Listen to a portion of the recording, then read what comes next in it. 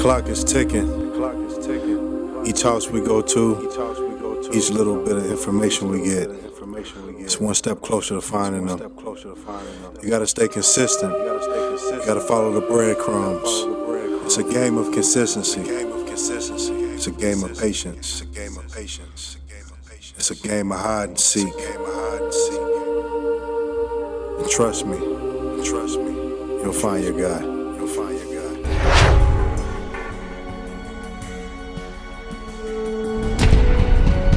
Open up, I'm gonna kick the door in. You got 5 seconds. 1, 2, 3. Nah, I'll come in whenever I want.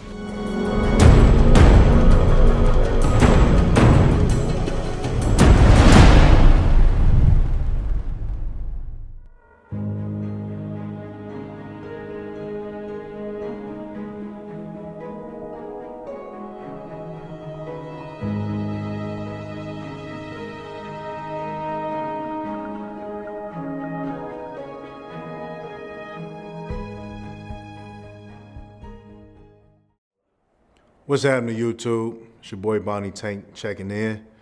I'm gonna get you guys caught up to where we are now as far as this case with Jamar Kajan Turner. A lot has happened in the past 5 or 6 days. Not a lot of field work, but a ton of communication and a bunch of fucking mind games. So I'm gonna start off from the beginning. You guys remember last video, I put up a tip line, which I usually get. I get several calls all the time, and because of my, fan base, I typically get a lot of bullshit calls, and I get a lot of serious calls, and it takes time to weed out the BS calls from the serious calls. This particular call that I got seemed legit. The person was actually able to give information that I know only either him or someone that knows him would know.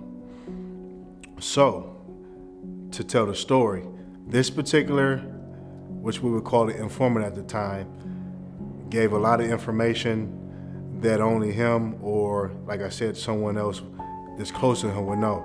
So they actually agreed to meet with me,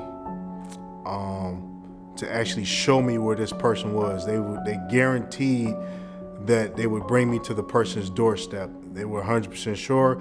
And I'm gonna be honest, I was convinced that this may be some legit information, because again, they gave information that only this person or someone close to them would know. So anyways, getting to the day when I'm supposed to meet this person and they're supposed to take me to where this person is, they claimed that this person was staying at another female's house, basically just sitting in the house, and only left the house to go to Walmart to, sell drugs, basically. That's what I was being told. So we get to the day when I'm supposed to meet the person. I'm supposed to meet the person at Chick-fil-A. They claimed they were a manager there. They were awfully friendly, even offered food for me and my team. So we get to this point, and I text the person and say, "Hey, I'm here." When that happens, the person replies, "Ha ha, fuck you, nigga. You thought I was just," and I'm paraphrasing. It's not exact words, but it was, "Ha ha, fuck you, nigga. It's me. You thought that I would, give up this information." A bunch of bullshit. Basically saying that he's the person I'm looking for. He's not an informant. He's not an actual person giving information. It was him playing the role as one. Now, I'm gonna be honest, it was smart. It was a smart move. Did fool me. I only get fooled one time. So, guy did fool me, I'm not gonna lie. And it was, like I said, it would give him information only that him or someone close to him would know. So it seemed like legit information. So, like I said, he started getting, hot-headed on the phone, basically saying, fuck you, you're not gonna find me. He think it's a game. He said, basically, you're gonna come find me. I like a good game. Are you up for the challenge? Bait me on. From that point, I was pissed. I'm not gonna lie, I was pissed. But it's a part of the game. It happens. So at that point, I'm just like, fuck it. I'm actually helping another agent. This is not my case. I don't have anything to lose. Now, I'm not going to say I'm not going to put my 100% in this, but I let them know I have nothing to lose. You have something to lose. And again, I don't know if this is really him or is this somebody he has helping him. So I hit a nerve. I told him, we're going to call CPS. We have concerns for the child's well-being. The father is on the run as a felon.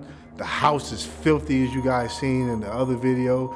It's not up to living standards, to be honest with you. And dad sending death threats to me, which I'll get to that in a minute, sending pictures of guns and threatening to shoot me. It's an unsafe environment for a little kid. So, we basically told, hey, we're gonna call CPS and I'm gonna turn this over to a U.S., to either detective or marshals to handle this, because now it's escalated to another level. From that point, he seemed like he was cool. He calmed down. He said, hey, let's talk like a man. We can fix this. At this point, I'm still thinking it's someone of him or someone that knows him.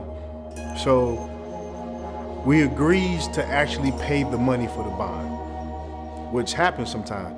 Our main thing in this business is protect the interest. So his bond's $7,500. If he doesn't get to court in a certain amount of time, Nancy's gonna have to pay this $7,500.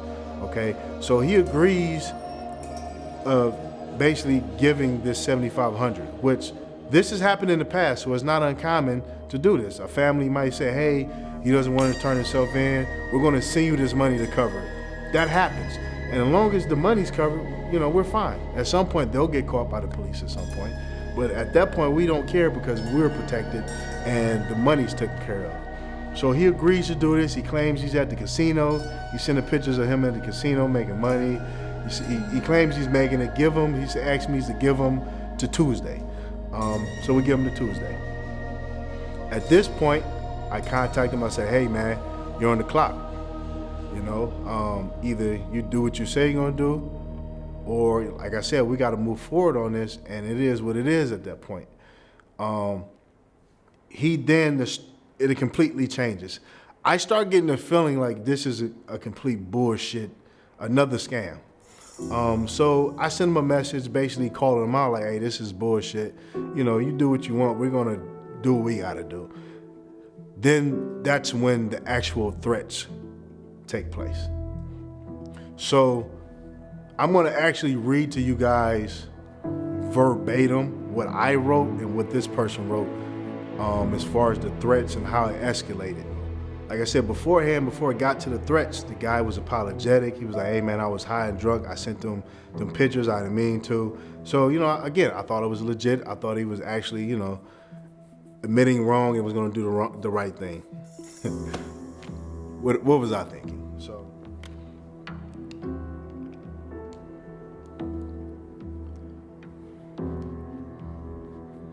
all right, so basically it starts here. He says, somebody told me that you were looking for me, but you're not gonna find me. I would turn myself in before you get me. So are you down for the challenge because I move smart? And this is the message that I sent next that got to him. You ain't hurt me, bro. You bringing drama to your fam. Understand that CPS is about to get involved. So you seem like a decent dad. I'm sure you don't want that, or maybe you do. This ain't my bond, I'm helping, so I don't have anything to lose, you do.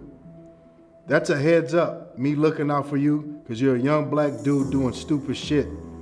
But you will have to deal with your consequences, not me. I don't want to see nobody kids get taken.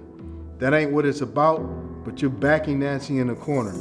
You can run, but your BM can't, which is his baby's mom. She signed for you and responsible, and has also been helping you and not being cooperative. You're on the run with a felony warrant. Ask your attorney what will happen to her and your kids if CPS knows what's going on. I'm sorry you think this is a game. It's really not, and you're going to be the reason shit turns south. This will go in one ear and out the other, but as long as I told you and gave you the chance, I won't feel bad. Enjoy your night. So this is the message that got to him. Now stuff started getting a little bit more belligerent. He responds, "Fuck you, I want all the smoke. You're not going to catch me. Coach, you're wasting your time. Maybe, but CPS will get your kid. They're not going to do anything about my kids. This between me and you and your friend who bailed me out. They will, bro. This ain't got shit to do with me and you. I don't know you or care. I'll wash my hands with this and move on to people I have to find. That's on you. I don't care anymore. Come find me. I got that for you." With the picture, these are the two pictures he sent me. A picture of his hair getting cut off and a picture of a bunch of guns that, you know, a lot of you guys have already seen. And he responds, "You're not ready for war, so stop. I know where your bond company at. Don't make me do something stupid. This don't scare me, guy. I feel bad for you and your mindset." Shaking my head. "I'm telling you, your kid gonna get took and you're sending pics of guns. I put this on everything. If my kids get took, you get took." Whatever the fuck that means. "I know where you work at. Don't play with fire. So does hundreds of thousands of people. I could care less. This is just another day in the life for me. You wanna do something stupid? That's on you. Just understand you hurting your kid. You would never see her again. You got an issue, you take it up with Nancy. The ball is in your court. Nigga, I'm at the casino right now getting money, fuck you." And sends a picture of him at the casino. "Money won't get your kids back. I get money, I don't gotta worry about my kids. They good, stop your intimidation." Damn, you stupid. You don't even understand what you're sending me. I'm done texting you, live with your decisions you make. At this point, he wants to talk to me on the phone and try to ration it out. That all goes by. I actually post that pic on YouTube and Instagram, and it gets back to him. He sends me a message. He says, "Bro, my nigga just hit me and said you posted a picture of YouTube. I'm going to handle my business. Can you please delete the pictures I sent you on YouTube? When you do, I will. I ain't say it was you. Handle it, I'll take it down. When I can see you're a man of your word, then I'll honor your request. You talk about the youth and young brothers, please take it down. I'm going to get her money. And that was my fault for being stupid and sending you that I was drunk and high. Yeah, because I'm a real dude. There's more than social media for me. I was just in your hood giving back. Do the right thing and it will come down. I'm already doing you a big ass favor. You're talking about what just happened in Dayton. There was internet threats about this and people died because there was threats with machine guns and no one took it seriously. So people are not gonna sit back and let this happen. He's not the only person. There's been several people to call me acting like they wanna give me information and it's all bullshit. It's people that are helping him or it's him. You know, he has a bunch of different numbers. You know, when you're in that type of lifestyle, you have a bunch of different numbers. So yeah, I'm literally getting calls of people offering information to help, but it's all bullshit. It's all information to try to mislead me. I'm smarter than you think you, okay? Understand this, because I know you're watching this. I let you see what I want you to see. I let you hear what I want you to hear. I'm not gonna put my next move on social media when it's an active case. Not smart. So of course I'm gonna let you see and think what you want. And I'm not gonna argue with you about that. Think what you want. You got me one time, you won't get me again. I guarantee you that. The hunt is going to continue. We're gonna find you. This is a message for you. We're gonna find you. Whether that was you or a friend or somebody just bullshitting me, it is now above me and other people are getting involved. And Kayjon, if it wasn't you sending the messages, you need to prove that it wasn't you now, because again, this is out of my hands. But you can't because you're on the fucking wrong, so that means you're guilty. The only way you can prove that it wasn't you is by fucking defending yourself, but you can't because you're on the fucking run. So that means you're guilty until otherwise. And also for the signer, because you're watching, you're making comments on my profiles, you and whoever else wants to be seen, now you got a decision to make. You can help, or you're gonna watch your kids get taken away because you're obviously not a fit mom to be doing something like this. You know, I'm not against.